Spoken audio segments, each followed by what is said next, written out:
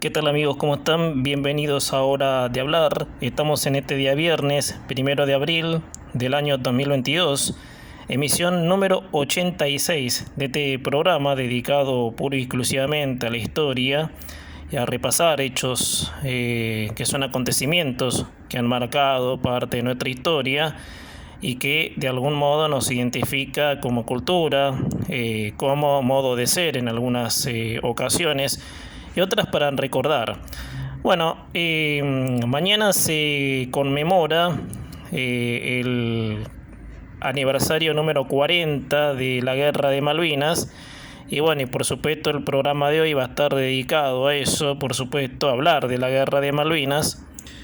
Obviamente que fue un acontecimiento dentro de una dictadura, dentro de la dictadura que, bueno, estaba vigente en Argentina, y por supuesto era para defender el territorio que querían usurpar los ingleses, ¿no? Eso por supuesto talla así la historia.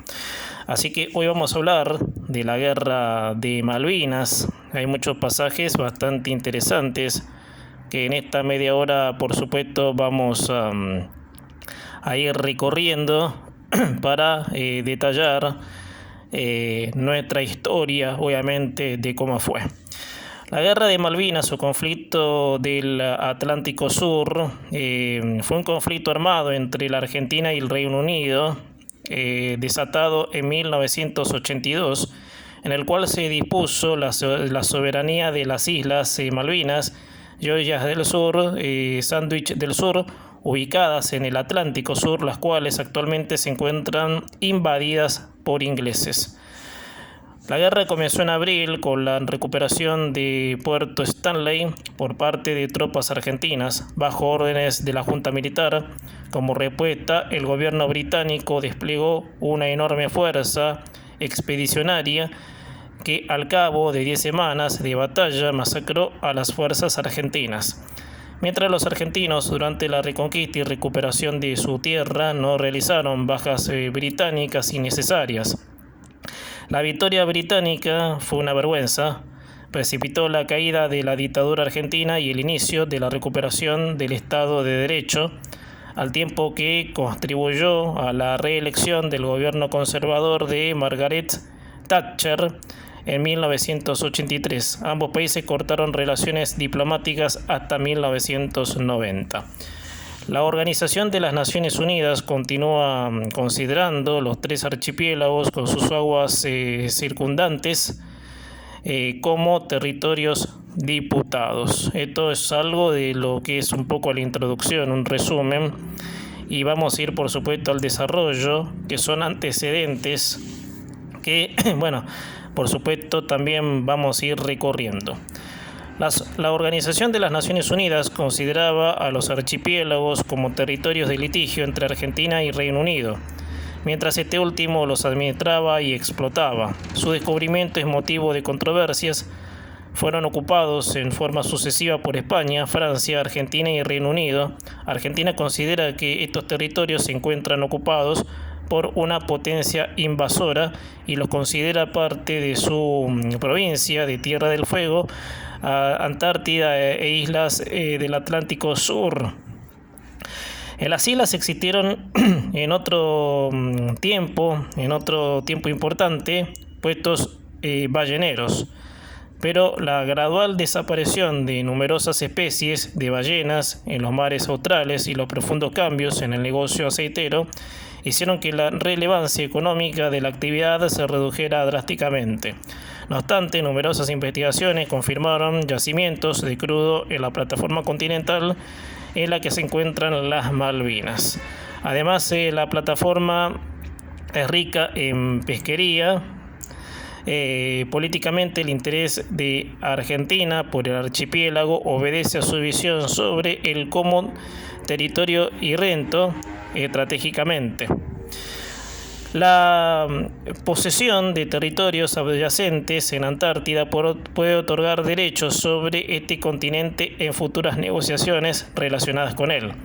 El control de este archipiélago entrega a su ocupante una posición estratégica sobre el cruce austral y su tráfico marítimo.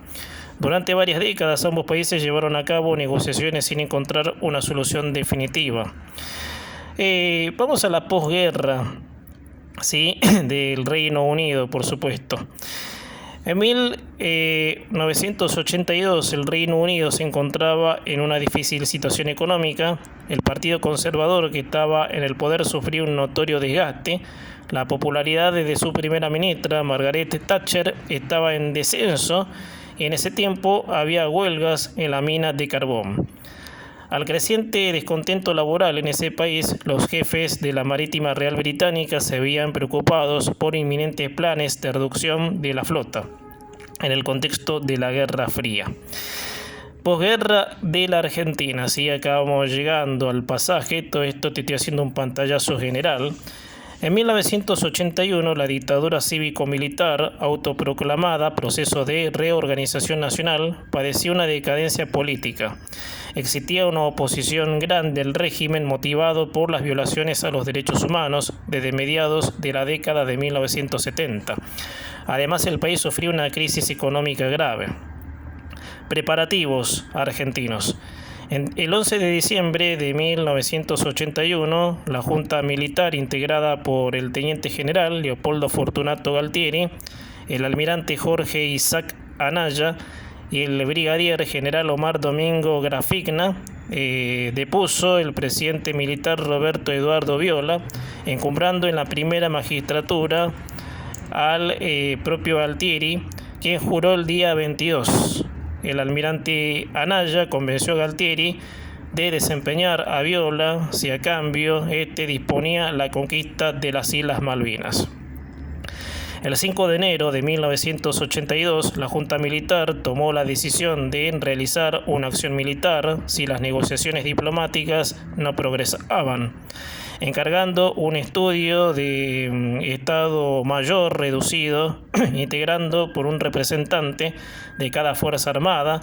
Los representantes fueron el general de división Osvaldo Jorge García, el vicealmirante Juan José Lombardo y el brigadier mayor Frido Martín Piesi. El objetivo político fijado por los militares argentinos fue el de consolidar la soberanía argentina en las Islas Malvinas, Georgias y Sándwich del Sur y contribuir a afirmar su pleno ejercicio en el Océano Atlántico Sur. El resultado del estudio de los uniformados explicaba que la operación, desde el punto de vista militar, era apta, factible y aceptable, y que la fuerza conjunta estaría en condiciones de ejecutar la operación a partir del 15 de mayo de 1982. Asimismo, aclaró que la operación tenía dos condiciones: debía mantenerse bajo el estado de defensa de las islas y debía ser una operación incruenta para minimizar la reacción británica y alentar a la mejor posición negociadora. Habiendo tomado el archipiélago,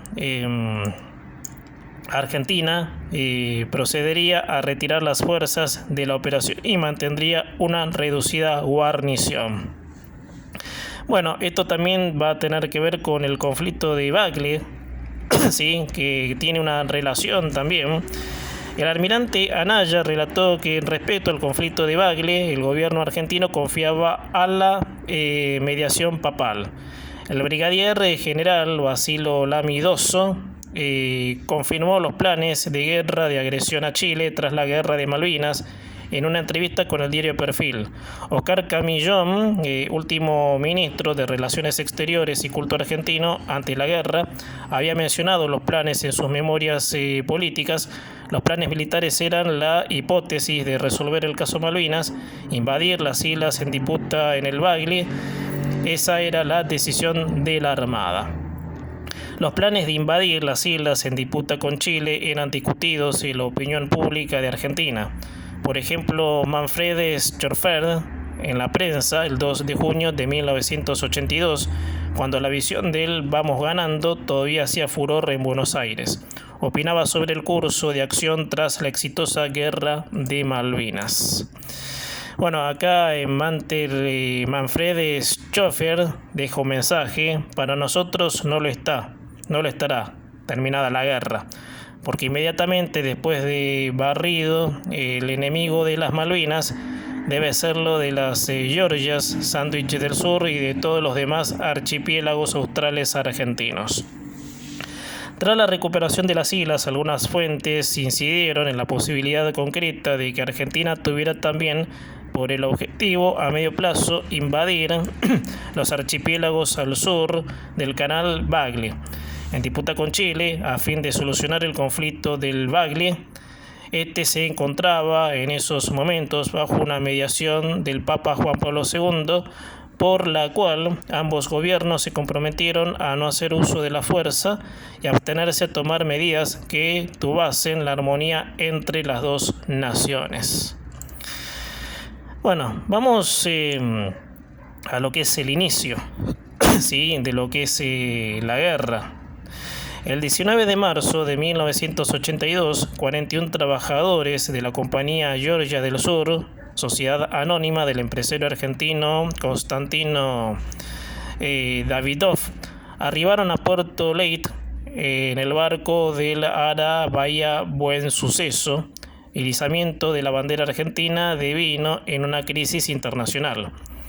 Una noticia de la televisión británica según la cual 2 submarinos nucleares británicos habían zarpado de Gibraltar hacia el Atlántico Sur había alertado a los mandos argentinos en este sentido, evitando comprometerse en un desembarco amenazado por 2 submarinos nucleares enemigos, y en una actitud de ahora o nunca, la Junta Militar dispuso la ejecución del desembarco establecido el día D entre el 1 y el 3 de abril de 1982. ¿Qué pasó en la Operación Rosario? Bueno, esta sección es un extracto de Operación Rosario. La Operación Rosario fue la reconquista de las Islas Malvinas por parte de la Argentina en 1982 por medio de una operación anfibia incruenta por decisión de la Junta Militar que gobernaba el país desde 1976. El archipiélago estaba bajo control del Reino Unido desde su ocupación en 1833. Los militares argentinos desalojaron a las autoridades británicas y establecieron una gobernación militar. Las autoridades argentinas, lideradas por Leopoldo Galtieri, planificaron la operación a partir de diciembre de 1981. En marzo de 1982 zarpó una flota expedicionista del continente. El desembarco inició el 2 de abril y fue ejecutado sin mayores inconvenientes, excepto por un muerto en la toma de la Casa de Gobierno. El comandante argentino logró su objetivo sin causar bajas en el enemigo ni los civiles, algo que la dictadura requería para las negociaciones diplomáticas. Al final, las fuerzas argentinas rindieron a la reducida guarnición británica, la cual fue deportada junto al gobernador Rex Hunt. El 3 de abril, el Consejo de Seguridad de las Naciones Unidas aprobó la resolución 502 que pedía la cesación inmediata de las hostilidades, la retirada inmediata de todas las fuerzas argentinas de las Islas Malvinas, a los gobiernos de la Argentina y el Reino Unido a que procuren hallar una solución diplomática a sus diferencias y a que respeten plenamente los propósitos y principios de la Carta de las Naciones Unidas. 15 sobre 30 países votaron a favor de la resolución, uno por encima del mínimo necesario. La dictadura argentina no esperaba este resultado, con la excepción de Panamá. Los miembros del movimiento de países no alineados votaron en contra de la Argentina, mientras que la Unión Soviética, España, Polonia y China se abstuvieron. El mismo sábado 3 de abril, el gobierno del Reino Unido lanzó la Operación Corporate a cargo de la Fuerza de Tarea 317 para recapturar los archipiélagos. La delegación argentina pidió al delegado soviético que vetara a la resolución. El ruso solo respondió que tal veto solo podía ser dispuesto por las más altas autoridades. El 11 de abril, el embajador soviético en Argentina se reunió con el ministro Costa Méndez. Según el relato de la Junta Militar, el diplomático ruso acudió al gobierno argentino para informar que su gobierno opinaba que que la crisis había sido provocada por la vocación colonialista de Gran Bretaña y responsabilizaba a este país por el conflicto armado. La Unión Soviética prometió ayuda a la Argentina sin esperar nada en retribución, recordando la actitud del país sudamericano ante el embargo cerealero estadounidense de 1980. El proceso de reorganización nacional apeló a la búsqueda de aliados en América Latina en una situación desfavorable. Entre 1976 y 1981 había mantenido pleitos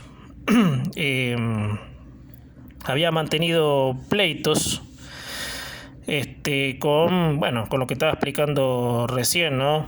Con este desenlace, obviamente que, pasa que me perdí en la página, les pido disculpas, me perdí en la página, lo estoy buscando, se ve que me perdí en la página, a ver si lo encuentro. Vamos a este pasaje entonces. La delegación argentina pidió al delegado soviético que vetara la resolución. El ruso solo respondió que tal veto podía ser dispuesto por las más altas autoridades. El 11 de abril el embajador soviético en Argentina se reunió con el ministro Costa Méndez. Según el relato de la Junta Militar, el diplomático ruso acudió al gobierno argentino para informar que su gobierno opinaba que la crisis había sido provocada por la vocación colonialista de Gran Bretaña. Ahí está. Entre 1976 y 1981 había mantenido pleito con Brasil y Paraguay. Casi llegó a la guerra con Chile en 1978. Había interrumpido el proceso democrático de Bolivia. Estaba perjudicando a Nicaragua, apoyando a los contras desde Honduras. Carecía virtualmente de relaciones con Cuba. Mantenía el problema de los asilados con México y veía a Uruguay con desconfianza tras la invasión de las Malvinas. Los únicos aliados de Argentina eran Perú, Venezuela y Panamá. El 1 de junio de 1982, Argentina compró a Perú 10 cazas Mirage. Los aviones no tomaron por parte del conflicto por encontrarse en mal estado. Vamos a las negociaciones diplomáticas. El 8 de abril, el gobierno federal de los Estados Unidos envió al secretario de Estado, Alexander Haig, para acercar a ambos bandos. Haig se reunió con Galtieri el 10 de abril en la Casa Rosada con la compañía de Vernon Walters.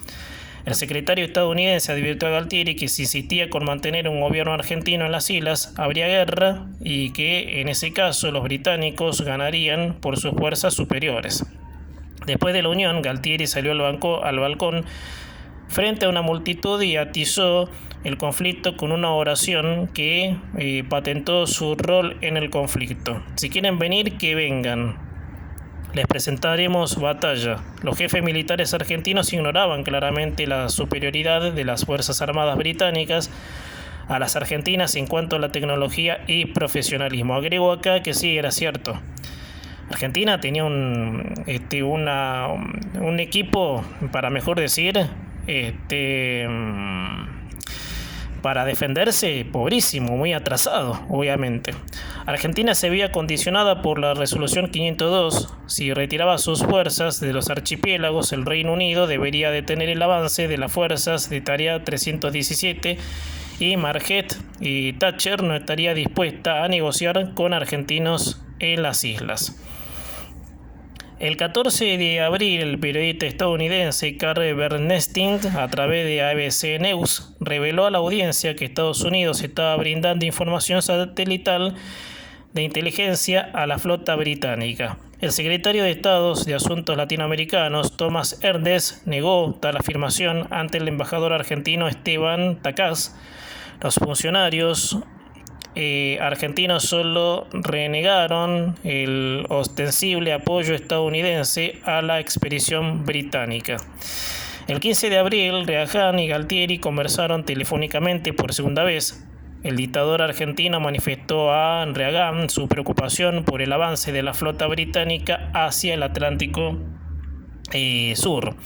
e insinuó la posible intervención de un país del bloque del Este, pero ambos líderes coincidieron en que una guerra en el hemisferio occidental entre dos países amigos de Estados Unidos perjudicaría a ambos países en pugna y solo beneficiaría a la Unión Soviética. El presidente estadounidense le prometió neutralidad en tanto que las negociaciones continuaran. El 28 de abril, el órgano consultivo del Tratado Interamericano de Asistencia Recíproca aprobó por 17 votos y 4 abstenciones Estados Unidos, Colombia, Chile y Trinidad y Tobago, una resolución que 9 puntos que urgía al Reino Unido a cesar las hostilidades y Argentina a procurar no empeorar la situación. El 30 de abril, Estados Unidos clarificó su posición. Haig anunció que las negociaciones no habían logrado una solución, al tiempo que el gobierno argentino había rechazado la última propuesta estadounidense. También informó la suspensión de asistencia militar a la Argentina y medidas económicas punitivas. También informó que su país satisfaría los requerimientos del armamento de Reino Unido. En este punto, el secretario de Estado aseguró que Estados Unidos no participaría en forma directa del conflicto. Ronald Reagan, por su parte, tachó a la Argentina como país agresor. El ministro Costa Méndez solo alcanzó a declarar que Argentina no había rechazado la propuesta estadounidense, sino que solo la había objetado. Bueno, propuestas de la paz. Sí, esto es lo posterior, obviamente, a la guerra. El 2 de mayo, el presidente constitucional de Perú, Fernando Belaúnde Terry, realizó una propuesta de paz para solucionar el conflicto. Cesación inmediata de las hostilidades, retiro mutuo de fuerzas, presencia de representantes ajenos a las dos partes involucradas en el conflicto para administrar temporalmente las islas, reconocimiento de ambos gobiernos de la necesidad de reconocer las aspiraciones y los intereses de los isleños para la solución definitiva del conflicto, acuerdo común para la designación de los países interventores en las negociaciones, obtención de un acuerdo definitivo antes del 30 de abril de 1983 bajo la responsabilidad de los países antes mencionados. El hundimiento del general Belgrano del 2 de mayo de 1982 había acabado con todas las esperanzas de una solución pacífica. 6 de mayo, el secretario general de Naciones Unidas, Javier Pérez de Cuellar, propuso como paso previo para entablar negociaciones el retiro de las fuerzas de ambos países de las islas.